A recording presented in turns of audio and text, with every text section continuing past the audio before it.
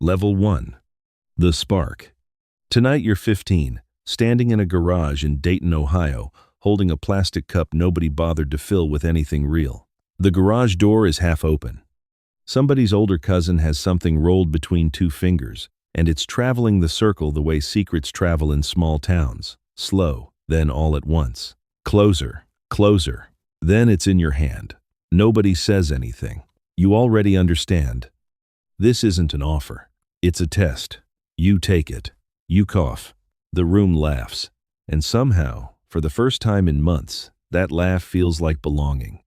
Because for the first time since your parents stopped speaking to each other through anything but you've found a place where nobody seems to care about what happened at home. You don't realize it yet, but you'll remember this moment for a very long time. Nobody warns you about the part where it works. That's the whole design flaw. If it didn't work, if it didn't quiet the argument constantly running in your skull about whether you're enough, there'd be no next chapter. For a few months it stays small, a weekend thing. An everybody does it thing you could explain in one sentence if your mother ever asked, which she doesn't, because you're a decent student and decent students don't get asked. By your junior year, weekends stretch into Wednesdays. You still make the grades. You still show up. You've simply started outsourcing your calm to something you can't grow yourself. You take a part-time job stocking shelves for $9 an hour, and roughly a fifth of every paycheck starts disappearing into a friend's older brother's pocket before it even reaches your own. You do the math like it's a hobby, less than a movie and dinner, you tell yourself, forgetting that a movie ticket doesn't ask for more of itself every single week. That's the first lie every user learns to tell, not to anyone else, to the only person actually keeping score. By graduation, the appetite has outgrown the paycheck, and the paycheck hasn't outgrown you. You have a diploma, a job at a diner off Route 4 that pays $12 an hour, and a private arithmetic problem nobody else can see. You'd tell anyone who asked that you have it handled. Nobody asks, because from the outside you look like someone who does. Then, 3 weeks after your 19th birthday, a truck runs the light at Wyoming and Gettysburg and folds your hatchback around a utility pole. You survive. Your spine does not fully 2 discs damaged badly enough that a surgeon mentions the word chronic and doesn't take it back. You think the crash is the disaster. The crash is only the introduction. Level 2. The pill. The pain is real, and you'll spend years defending that fact to people who eventually stop believing you, including yourself. A doctor writes a script for 30 days of small white tablets and slides it across the desk in under a minute, the way you'd hand someone a receipt. He says, as needed. He never defines needed, and over the next year you will redefine it dozens of times, each definition a little more generous than the last. The first pill doesn't just mute the pain in your back. It mutes everything, the constant hum of not enough you've been carrying since the garage, the dread about money, the argument with your girlfriend Mara that never fully finished. For a few hours you feel the way you assume everyone else feels by default, even, settled, whole. You should find that terrifying. Instead you feel grateful, and gratitude is the whole trap wearing a friendly face. The refills get harder. First it's a copay, then it's a phone call and a pain questionnaire. By the third request, the word guidelines enters the conversation, and the tap that used to run freely simply stops, because the system built to open that door has no interest in what happens on the other side of closing it. Your back still aches, but now something else aches harder, and you don't have a name for it yet, so you call it the flu. You have a lot of flu that year, the sweats, the legs that won't sit still, shifts you can't make it through. And the one thing that would fix it costs money you no longer have, because you spent the last of it on the thing that broke you.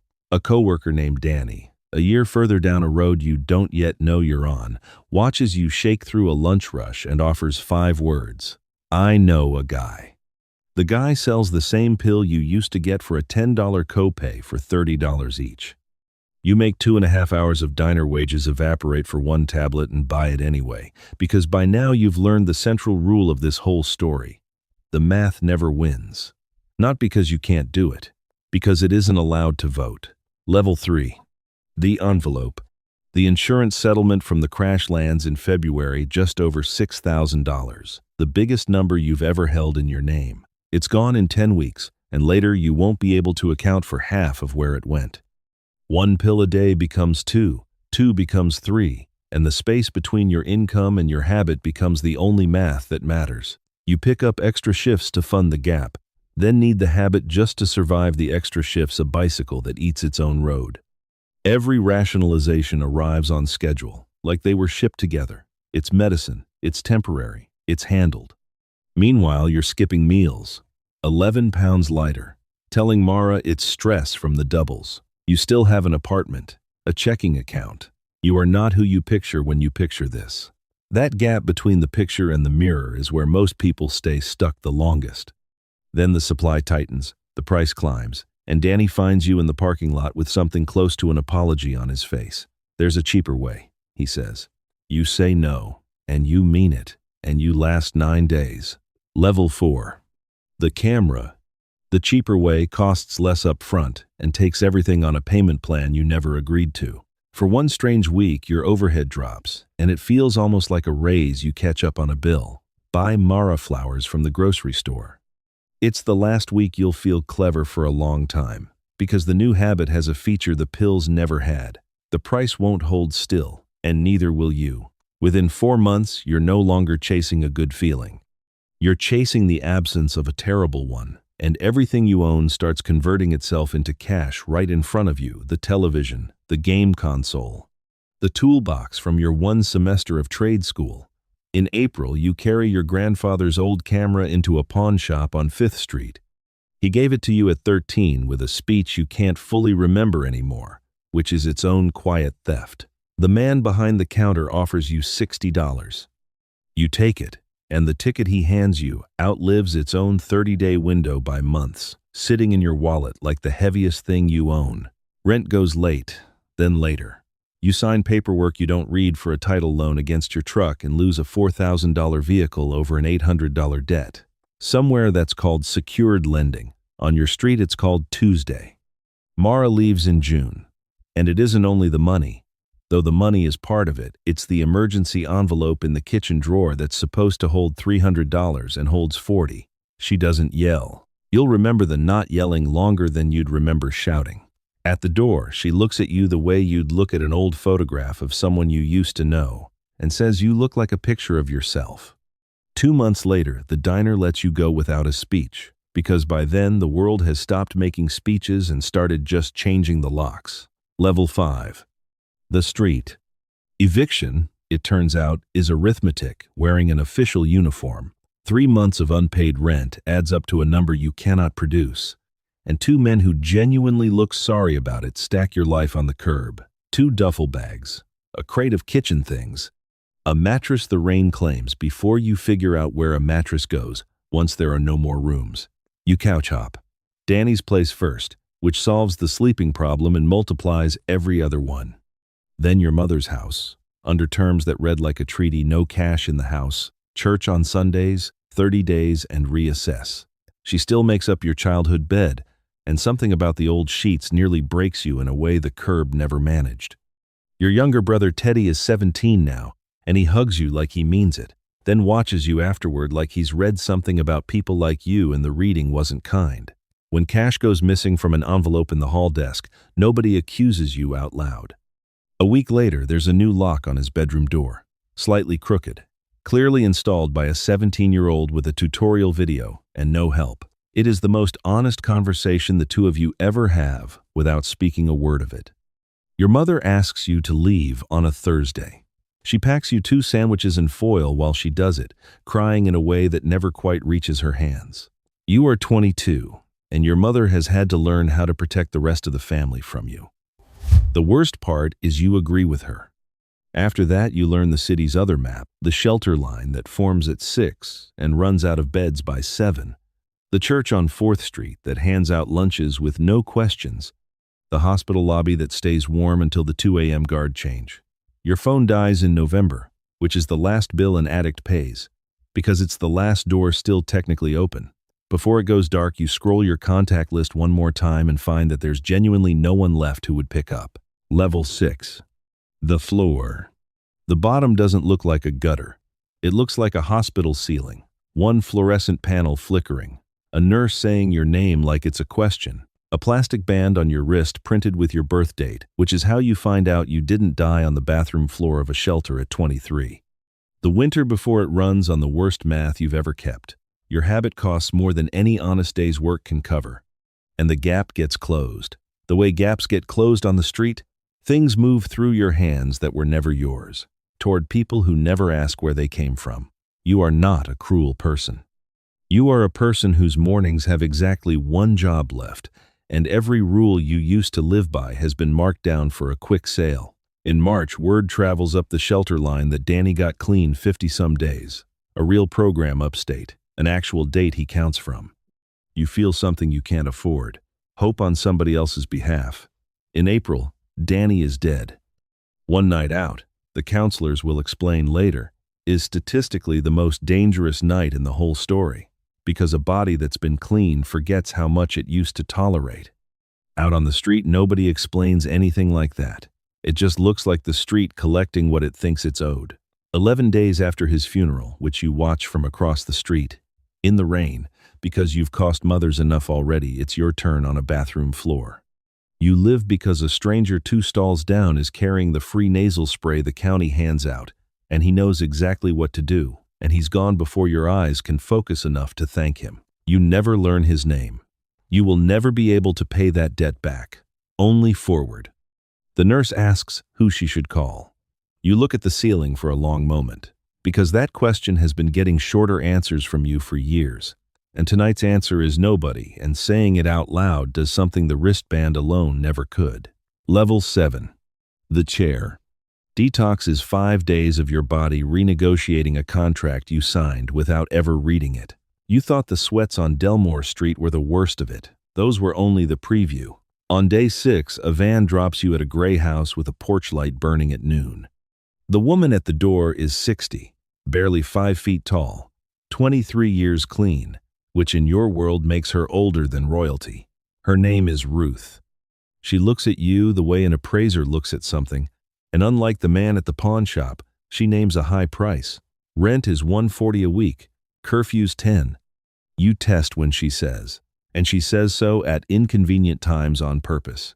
Break a rule, and the door works both ways. Then she hands you a key, and you stand there holding it because it's been years since anyone trusted you with one. Meetings happen Tuesdays and Thursdays in a church basement 2 blocks over metal folding chairs, coffee strong enough to strip paint. On your 3rd Tuesday, you finally raise your hand, and the room goes quiet. In the patient way, rooms like that go quiet, and you hear yourself say the sentence that's been waiting since a garage in Dayton. It started with one decision that felt like nothing. Nobody laughs. Every head nods. Every person in that circle owns a sentence just like it. Work comes through a housemate, a moving company that hires from Ruth's house on purpose because men counting days show up early. $14 an hour, on the books, and your first paycheck arrives with your name spelled correctly on it for the first time in years? In month 9, part of the program's homework looks a lot like a bankruptcy filing, a list of every person you owe. You build it honestly, Teddy. $310. Mara, $260. A pawn shop ticket for a camera that's long gone. A line for your mother with no number in the column, because some debts don't have a number. Only a payment plan measured in Sundays. Level 8. The light.